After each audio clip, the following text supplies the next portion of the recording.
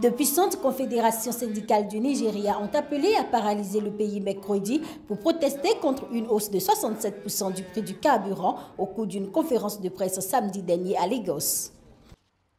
In the event government fails to accede to these demands, on or before 12 midnight. Au cas où le gouvernement refuse d'accepter ces demandes avant minuit, mardi 17 mai 2016, le Nigeria Labour Congress et le Trade Union Congress et leurs alliés de la société civile débuteront l'action sociale suivante, effective à partir du mercredi 18 mai 2016. 1. Faire descendre dans la rue les Nigérians à travers le pays envers qui le gouvernement a un devoir de protection. 2. Fermer toutes les banques, entreprises publiques et privées, ainsi que les marchés. 3. Entamer une action nationale illimitée.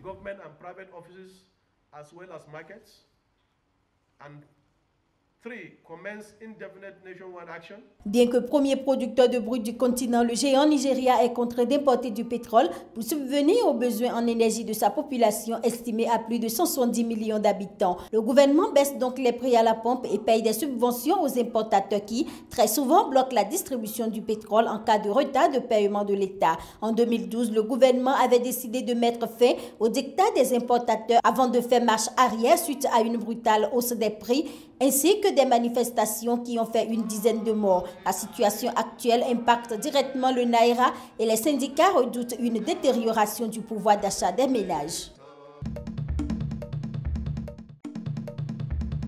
Le sommet régional consacré à Boko Haram s'est achevé samedi à Abuja, capitale nigériane, avec l'espoir des participants, notamment de la France, d'en finir avec le groupe terroriste d'ici 2 ans. Espérons que nous pourrons, dans 2 ans, une fois que nous aurons atteint ces objectifs, constater que Boko Haram aura été largement détruit. Le groupe terroriste a certes perdu beaucoup de terrain, mais garde toujours la même capacité de nuisance. Il faut donc une plus grande formation de la force multinationale mixte. Face à un adversaire, un ennemi qui, certes, s'est replié et qui reste extrêmement dangereux, notamment par l'utilisation d'engins explosifs ou par l'utilisation d'armes de guerre, nous devons renforcer le système d'information et de renseignement et la France y prendra toute sa part. Nous devons également former davantage, et c'est ce qui a été dit aussi par d'autres représentants, et notamment ce que nous pouvons faire au niveau européen, former davantage les armées concernées et pouvoir fournir des équipements. Tel est le sens de ma présence ici. Traqués de partout, les terroristes se sont retranchés dans les forêts de la frontière camerounaise et dans plusieurs localités aux abords du lac Tchad. L'ONU s'est récemment inquiétée de la situation humanitaire des déplacés dans la région. Pour leur part, les représentants américains et britanniques à ce sommet ont promis l'appui de leur pays à la coordination des opérations militaires contre le groupe terroriste.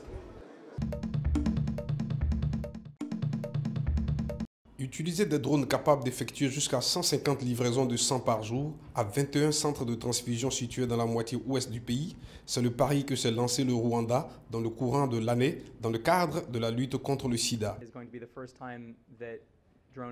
Pour la première fois, la distribution par drone servira à sauver des vies.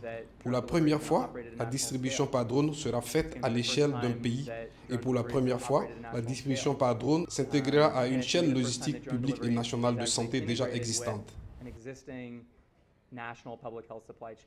Le réseau national de drones du Rwanda se concentre avant tout sur la livraison de sang et l'objectif est de l'étendre à de nombreux autres traitements vitaux, dont celui du VIH.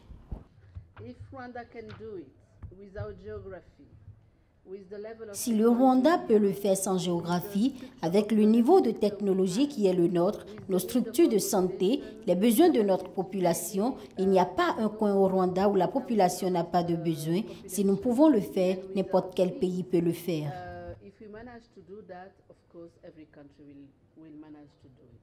L'opération de livraison par drone du Rwanda devait sauver des milliers de vies au cours des 3 prochaines années et pourrait servir de modèle pour d'autres pays, affirme l'entreprise américaine de messagerie UPS qui apporte un financement de 800 000 $ au projet.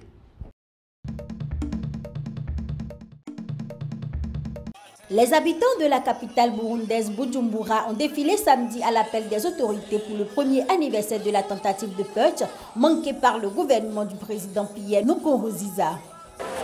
Ils ont lancé des slogans disant que cette histoire est terminée, il faut reconstruire le pays. Il faut que les gens qui sont partis à l'étranger regagnent le bercail. Depuis l'élection controversée du président Nkurunziza, le pays a basculé dans la violence marquée par des assassinats de personnalités civiles et militaires. Le 21 mai prochain, une rencontre est prévue en Tanzanie entre les facilitateurs désignés par la communauté internationale, le président ougandais Yoweri Museveni, l'ancien président tanzanien Benjamin William Mkapa et les partis burundaises pour tenter de régler durablement la crise.